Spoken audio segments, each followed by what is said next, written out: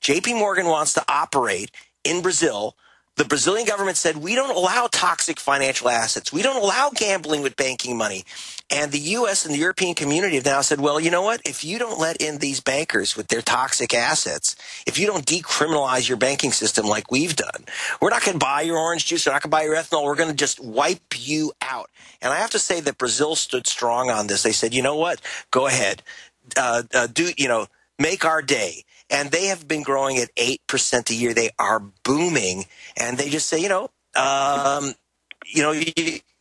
we're not inviting disease in here, including financial diseases. But now in Europe, they're not doing that. They're letting if you read Vultures Picnic, the chapter called The Generalissimo of Globalization, you can see, in fact, at vulturespicnic.org, you can see a little film called The Generalissimo of Globalization, where I'm in the room with the head of the WTO, and we're going over these documents, these inside documents, and he is saying, well, yeah, he's trying to explain them away, of course. There's always an explanation, Alex. There's always an explanation. The Frenchman is sitting there going, we are not the evil cabal of bankers. Well, he's head of Crédit Lyonnais, the biggest French bank. So it's not a cabal, but they're just secretly meeting and burning down the world for us. In Europe, the people are not standing up. Each of these nations has two political major parties, the Socialist Party, the Christian Democratic Party of each nation. They're all hand in hand. You can't stick a dime between these two parties, and they're all completely mobbed up with the banks like Goldman. Both Greek parties conducted this fraud with Goldman Sachs, both of them. They're both dirty on this. So when it came up when there was a panic that God forbid the Greek people should be allowed to vote in the cradle of democracy, the two parties which are involved in the fraud said, no vote. We're just going to pick this Goldman consultant to be the president. The guy doesn't even live in Greece. He's from the States. He's an American, it's ridiculous. And I don't care if he's American or Greek or whatever. He's a banker, and he's not elected. And, they fear democracy. But I'm telling you that what happened, if you read Vulture's Picnic, I met with the president of Ecuador about this. He's an economist, by the way. He taught at University of Illinois. He said, I'm not going to let these jackals rip our country apart. I showed him the documents from the IMF. He said, I thought this was happening. I thought there was a conspiracy. Here it is. He made those documents public in Ecuador. Our State Department went completely wild over him doing that. But he said, you know what? I see the documents now. You guys take your bankers and go fly. And his economy is soaring. Okay, let's stop right there, Greg. Incredible info, and I want to go to callers, but obviously we're going to have to get you back up in the next week or two because there's so much to cover. And I want to get into how we beat these people, perhaps as we take a few calls, and where you see things going if we don't stand up against them. But going back to what you just pointed out, to hear so-called media in the United States, especially the financial news, actually demonizing anybody who is for the people running their own governments and admitting it's a new government where bankers are appointed over your country, and then now it's not even an issue. That shows you what they want to set up here with the super committees and everything else. It is 100% pure confirmation of just how dangerous this system is, Greg. Yeah, where's the super committee in the Constitution? I thought we were supposed to elect our Congress. I didn't vote for no super committee. Did you? I don't remember them on the ballot. What is this new thing that now let's turn over? We're now going to be turning over our finances to unelected committees, groups. It's deeply dangerous. It's deeply dangerous, and it's financially destructive. The nations which chose democracy in Latin America are financially, economically soaring. The nations which have chose the bankers' dictatorship are dying. Briefly, just interjecting because I want to go to calls and your stop's breaking up a bit. The issue is this is in our face. The Constitution says bills come out of the House, introduced by individual members, and they go through a committee process. Now they take 6 House, 6 Senate, and the president and say, we don't need that, and now they're going to run the Farm Bill. And now they've got the Pentagon and Homeland Security running the rural affairs, and now there's suddenly federal police everywhere running the Occupy attacks. Let's go to calls, but I want to get your take after that on those subjects. Greg Palast, investigative journalist, is our guest. Frank in Canada, thanks for holding her on the air. Good afternoon, gentlemen. Just two questions, if I may, please. First of all, with regards to the markets, I mean, the markets are predicated on a certain amount of stability. And if we've taken a look at the artificially low interest rates and quantitative easing as a kind of artificial way to prop up the markets, then wouldn't this be counter to that top 1% that owns 80% of the wealth and assets in the markets? Would this not serve basically counterproductive to their interests? No, they want to keep the quantitative easing in to prop up the general market so they can control the ups and downs and siphon off money because they're involved in total insider accounting level fraud. It's total insider. It's beyond insider. Greg, do you concur with that?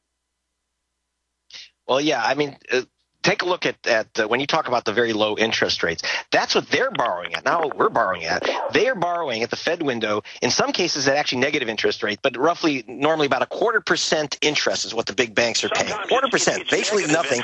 And then they are lending to us. Look at your credit card rates. You're at 29% in some cases. Look at what they're charging the European Union. They're charging Italy like 9% interest, and they're getting it at 0.25% interest. The spread is insane, and they're making that money. Look at how they're moving to get rid of our credit rating. Geithner saying it would never happen, knowing they were planning it. They're maneuvering us just like a third world country into complete receivership. Well, yeah, and what's happening is that we are lending them money at 0.25%, and then we're borrowing it back at massive interest rates. I mean, keep in mind that the banks today are holding $1.5 trillion. U.S. banks are holding more than $1.5 trillion in cash assets. What the heck is going on? Well, that's our money. System. We guarantee their fiat currency, then they loan it back to us at interest. Frank, does that answer your question? What's your other one? It does. Thank you. And another question for both you gentlemen, please. With regards to the Occupy movement, no matter what we may think about that on its effectiveness or not, Mr. Salente, alluded to something a few days ago, which I think, may be a way of looking at this. He was talking about the idea of a boycott, that if we just buy local, or in fact, in many cases, not support the system by either A, withdrawing our funds from the economic system. Yeah, that's what Catherine Austin-Fitz says. Yeah, just buying staples and then taking the money out of the financial system the way we know it. I mean, that would cause the so-called elites a lot of infighting. Wouldn't you gentlemen agree? Or Frank, let me briefly get solution ideas from Greg, and we'll go to Kyle and others quickly. What are solutions, and particularly, how about this true local sustainability? I mean, it's not even so much a solution, it's a survival tactic. We're going to have to do this. Well, I think the first simple step is most of America and places Texas, California, New York have community credit unions. These are not-for-profit banks that by law must loan all their money into the community. Move your money there. Don't feed the snakes that bite you. I have my money at the New York Community Credit Union, Lower East Side People's Federal. They were the ones that, by the way, are Occupy Wall Street's banker, and they're the ones that Goldman Sachs is trying to shut down because they're so that's the interesting thing. These guys like Goldman and Capital One is gone on a warpath against the community credit unions, which means that they're probably a very good idea, a good place to put your money. They're safe and they're insured. And they loan into the community. They are prohibited from doing derivatives trading. Instead of just being even in local banks, I'm going to move mainly into credit unions with the Infowars piggy bank. Thank you, Frank. Kyle in Oregon, quick question. Go ahead, Kyle. Thanks for calling. Sounds like somebody's vacuuming or something, Kyle. Put Kyle on hold. Hey, we'll go back Alex. to him. Alex. Okay, go ahead, Kyle. I apologize. Yeah, you got to turn your radio so off. much to accredit you for, so much to relate to you. In terms of the biggest threat, to our children, outside of them being a walking debt, about the vaccines, that's my biggest question for you. A lot of my family. I'm going to have to put you on hold. We're taking financial questions right now, Kyle. I'll come back to you in a minute after Greg's gone. Lennon in Oregon. Lennon, you're on the air. Hi, Alex. Yes, sir. Yes, hi. I would like to first thank you, gentlemen. You're two of the best investigative journalists ever. I'm going to ask my question. I'd like to just add a comment. Go ahead. Off that first question about the interest rates. This is a corporate takeover. There's no other reason. for the destabilizing of governments and nation states. Corporations are taking over.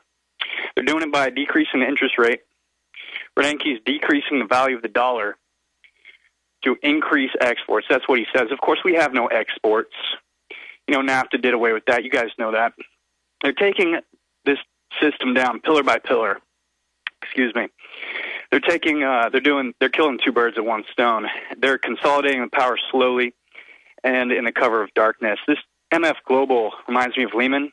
This time it's the hedge fund collapse. Look for Jeffries and BlackRock to fall next. I totally agree with you. What's your question for Greg so you can answer it when we come back from break?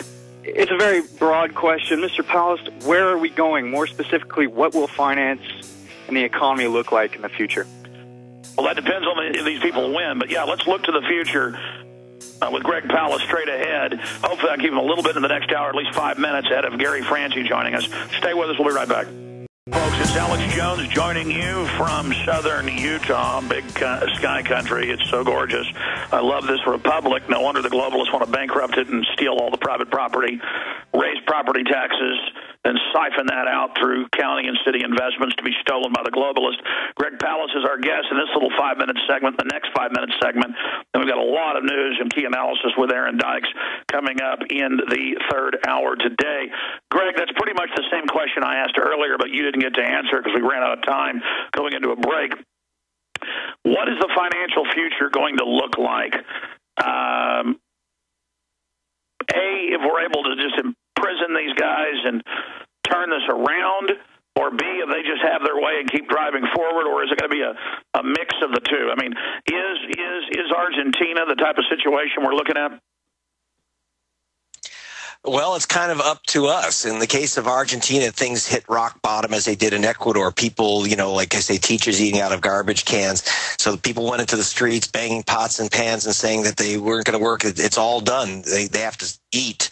And democracy took over and the economy soared. They told the banks to go buzz off, and that's that. I mean, and the guy who's screaming about it, by the way, the number one, in my book, Vultures Picnic, the number one vulture financier in America is a guy named Paul Singer.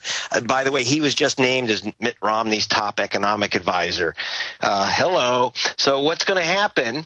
And that doesn't mean that Obama is going to be a better choice, because his top economic advisor is Robert Rubin, of Citibank and chair of the candidates. They got both parties. I just want to make it official. Tell you it's official. Yes. Now that the Uber vulture who is screaming bloody murder about Argentina, telling the banks, telling him to take his bonds and fly with them, the vulture. Ecuador did the same thing. And, because democracy took hold, it was pretty painful. People went into the streets and were burning down the Capitol. The Indians came out of the mountains, but they said, we're going to vote our way to freedom. We're not going to, we're not going to say, oh, we'll just turn over the banks because we know how difficult it is. We are out of control. We spend too much money, and the money really should go to the bankers. But unfortunately, I see in Europe, there seems to be no organized dissenting force.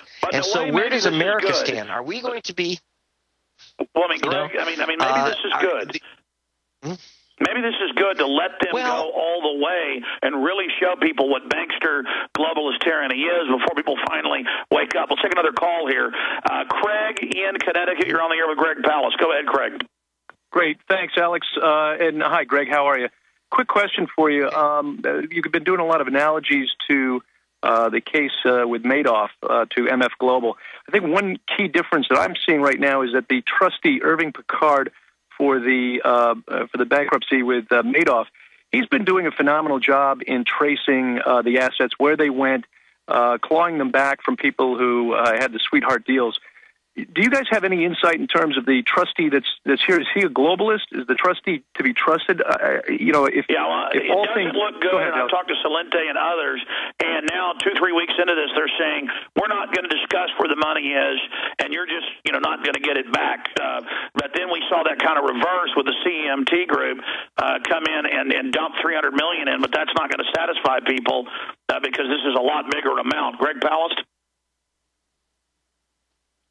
Well, actually, that's one of the things I'm very concerned about is who exactly is going to be on top of this ship. There's two types of trustees. You're right. Picard on the Madoff deal, I think he shocked everyone by actually saying, wait a minute, there's some guys who